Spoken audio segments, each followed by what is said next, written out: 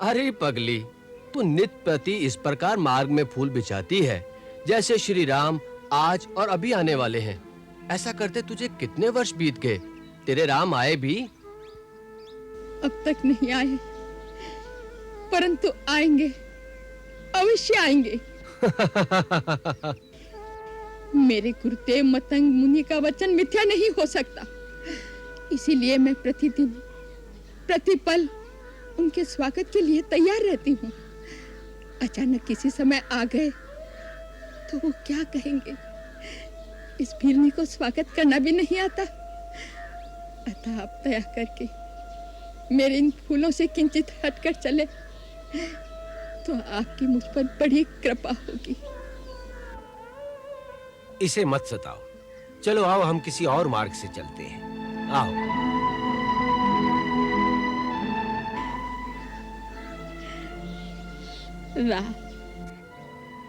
मुझे तो कभी-कभी ऐसा लगता है जैसे कि बिल्ली पागल हो गई हो। हो सकता है, परंतु ये भी मत भूलो कि भक्ति और पागलपन में अधिक अंतर नहीं होता। सांसारिक दृष्टि से देखो तो भक्त पागल ही जैसा दिखाई देता है। शबरी महातपस्विनी है और उसे सिद्धि प्राप्त है, परंतु उसमें सिद्धि का अहंकार लेश मात्र नहीं है। यही एक सच्चे भक्त की निशानी है। जी गुरुदेव।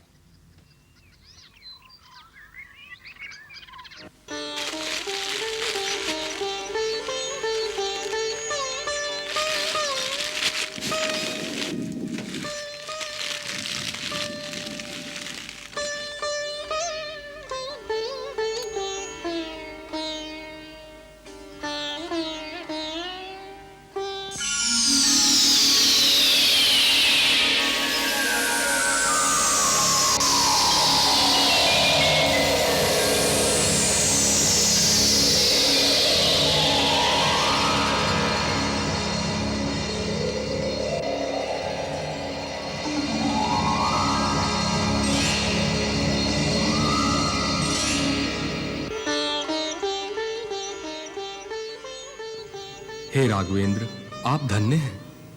आपकी करुणामयी दृष्टि के कारण मैंने पूर्व के समान अपना सुंदर शरीर पुनः प्राप्त किया है।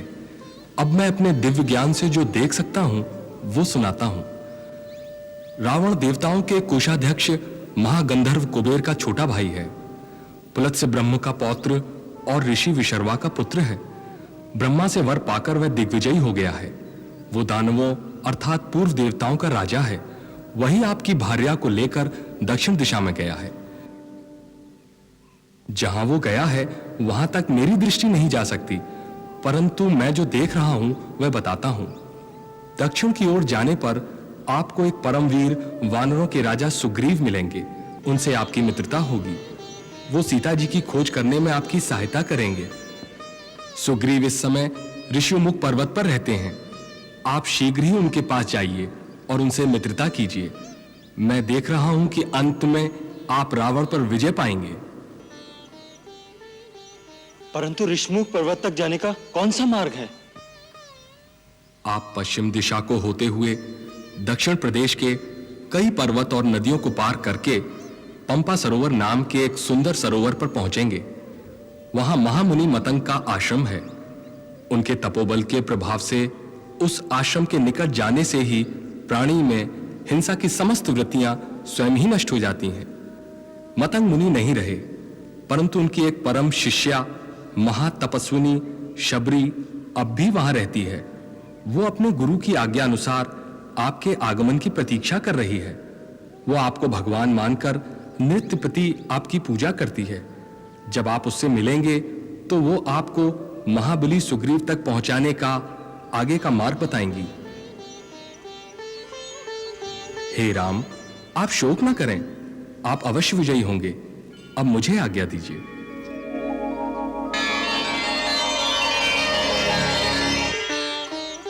महात्मा, आपको अपना अभीष्ट लोक प्राप्त हो।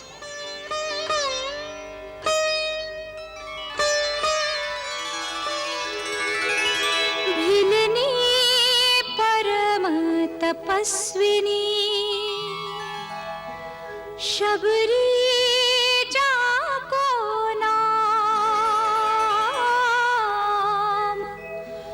गुरुमतं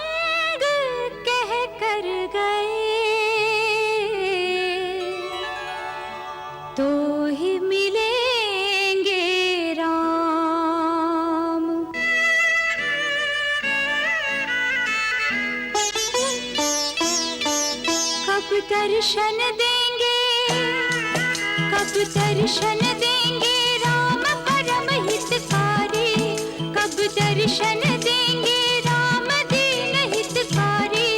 रास्ता देखत शबरी की उम्र गई सारी, रास्ता देखत शबरी की उम्र गई सारी।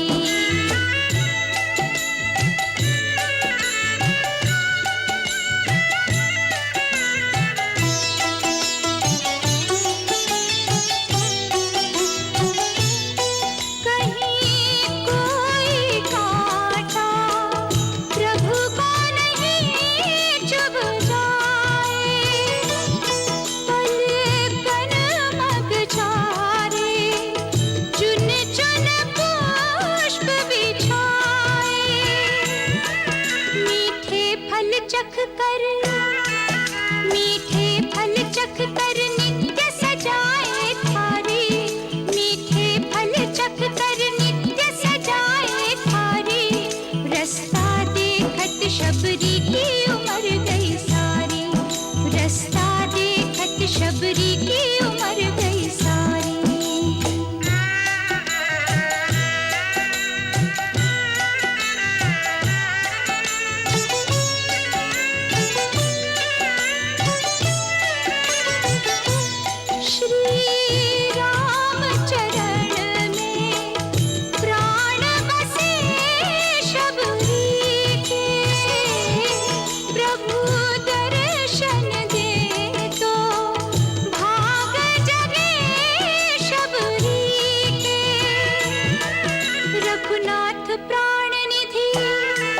रघुनाथ प्राण निधि पर जीवन बलिहारी, रघुनाथ प्राण निधि पर जीवन बलिहारी। रास्ता देखत शबरी की उम्र गई सारी, रास्ता देखत शबरी की उम्र गई सारी।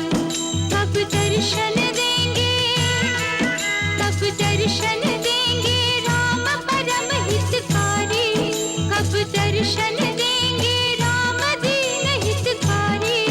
रास्ता देखत शबरी की उम्र गई सारी, रास्ता देखत शबरी की उम्र गई सारी।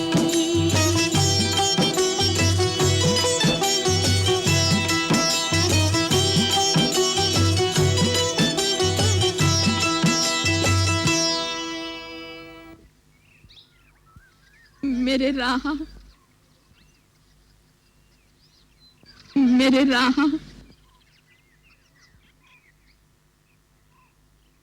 मेरे राहा। नहीं नहीं महात्मा, कृपा करके इन फूलों को न रौंदिए, ये मैंने अपने राम के लिए बिछाए हैं। अरे पगली, तू नित्य प्रति इस प्रकार मार्ग में फूल बिछाती है जैसे श्री राम आज और अभी आने वाले हैं। ऐसा करते तुझे कितने वर्ष बीत गए? तेरे राम आए भी? अब तक नहीं आए, परंतु आएंगे, अवश्य आएंगे। मेरे गुरुदेव मतंग मुनि का वचन मिथ्या नहीं हो सकता, इसीलिए मैं प्रतिदिन प्रतिपल उनके स्वागत के लिए तैयार रहती हूँ। अचानक किसी समय आ गए तो वो क्या कहेंगे? इस भीलनी को स्वागत करना भी नहीं आता। अतः आप दया करके मेरे इन फूलों से किंचित हटकर चले तो आपकी मुझ पर बड़ी कृपा होगी।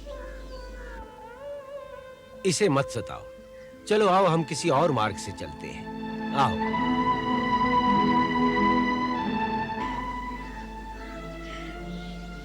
राह, मुझे तो कभी-कभी ऐसा लगता है जैसे कि बिल्ली पागल हो गई हो सकता है, परंतु ये भी मत भूलो कि भक्ति और पागलपन में अधिक अंतर नहीं होता।